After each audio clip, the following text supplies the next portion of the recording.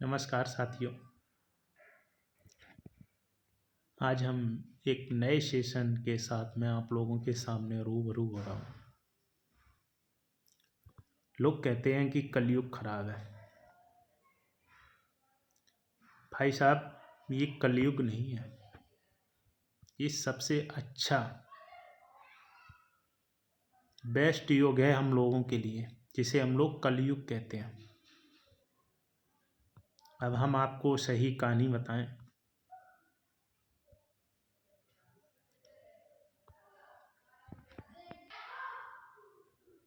सतयुग में सिर्फ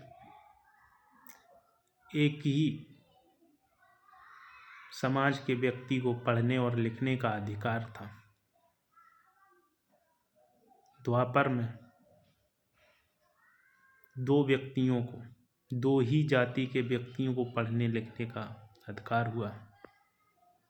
त्रेता में 3 व्यक्ति, आप लोग समझ रहे होंगे, 3 जातियों को पढ़ने लिखने का अधिकार हुआ।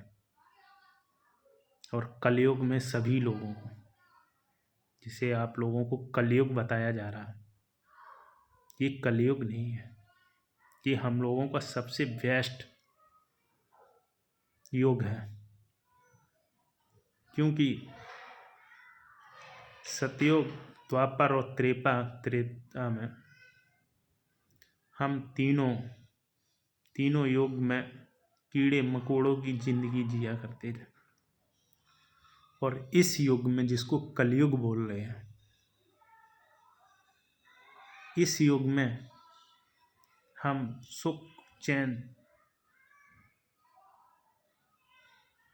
की जिंदगी जी रहे हैं। तो ये हमारे लिए सबसे बेस्ट हुआ ना।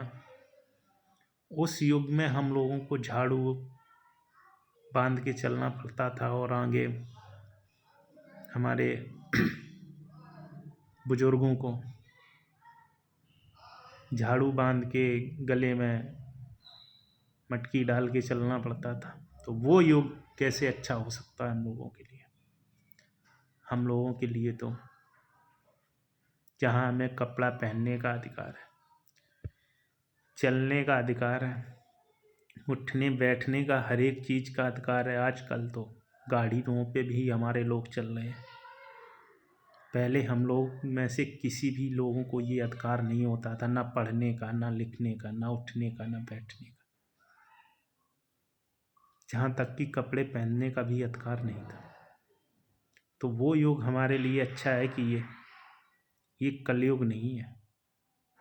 ये हम लोगों के लिए सबसे बेस्ट युग है, सबसे बेस्ट, जिसमें हम लोगों को पूर्ण रूप से आज़ादी दी है हमारे संविधान ने। कोई से युग में संविधान लागू नहीं हुआ, इस युग में ही संविधान क्यों लागू हुआ? क्योंकि सबसे बेस्ट युग है। आज हम अच्छे से रह रहे हैं, मकानों में रह रहे हैं।